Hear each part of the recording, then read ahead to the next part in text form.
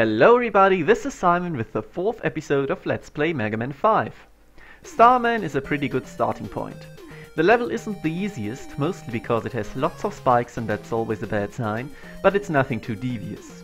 The boss, however, is really simple. You don't really profit from having his weakness, which doesn't fit him at all anyway, and you get a great reward. So let's get on reaping it.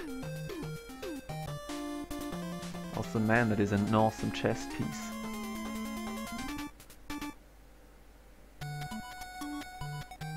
So this first section is nothing to write home about, but it's really kind of cool with the meteor storm and all that.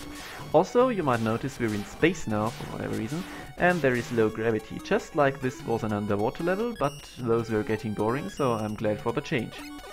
Napalm Bomb. Napalm Bomb is this. Yeah, it's really underwhelming if you use it as it was probably intended to, as a bomb that is, and I will never do so except for this one demonstration here. It has one good thing going for it, that is you can spam it, and for some reason those guys are critically weak to Water Wave, and it deals 2 lines of buster damage against most enemies. Those guys here are inexplicably very resistant to it, but yeah, nonetheless. Napalm Bomb is really good if you can spam it, because as said it deals 2 lines of buster damage, so it's strictly superior to spamming the buster in some situations. You could always charge up the buster, of course, but this takes time. Pulling out Napalm Bomb does not. Yeah. Okay, here it would have been better to just charge a buster, but I do love my special weapons. And Water Wave again.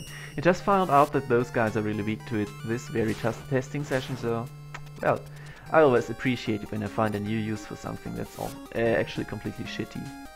Would have blocked the bullets there too if they had fired at me, of course. Those guys don't actually aim at you, they're just placed in a way that you're most likely to run into them. So this part of the level is the one that's probably going to kill you the most because of the spikes and the low gravity. It is a very standard underwater section, in big air quotes. It plays exactly like Bowelman's level would, it's nothing new, but it looks differently, it is themed differently, and that's a good thing. Following up are the missiles, and you can see here somewhat clearly that the debris does target Mega Man. Homing in on it is probably not the right word. The middle part, as I was told from a friendly YouTube commenter of all things, is always aiming at Mega Man, and the other 2 parts are above and below that.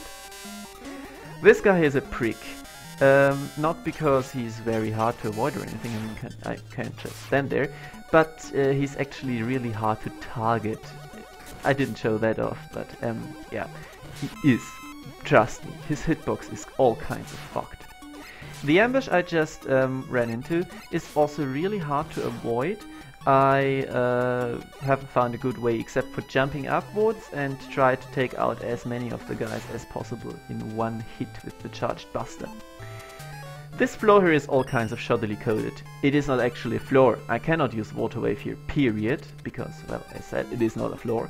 Napalm Bombs will fall right through it, as do dropped weapons, weapon pickups, or any other kind of power-up. Also, when I'm off-screen like that, the buster does not charge. Yeah, whatever. Those cockblockers here are thankfully extremely inefficient because they are never going to hit you. So, next use for Napalm Bomb, one of my favorites. The low gravity is actually kind of detrimental here, but if you just jump up to this guy and spam the bombs in his face, he will die from them. It takes a few, but it's decidedly more easy and quicker than shooting 2 charged buster shots in his face. It's a great way of doing that, and you will never miss.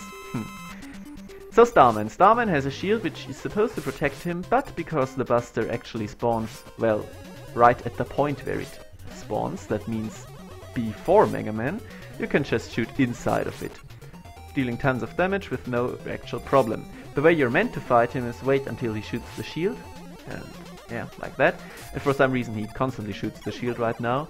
It's really not hard to avoid because the low gravity works completely in your favor. It's absolutely not detrimental to your movement, and just sliding away when he jumps at you helps. It's really no problem to deal with Starman, in my opinion.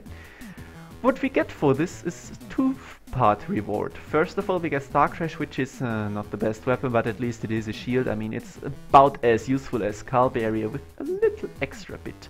And Super Arrow. Super Arrow is an awesome tool for all kinds of reasons, but we'll get into those later on. For now, this was Simon with Let's Play Mega Man 5, and thank you very much for your attention.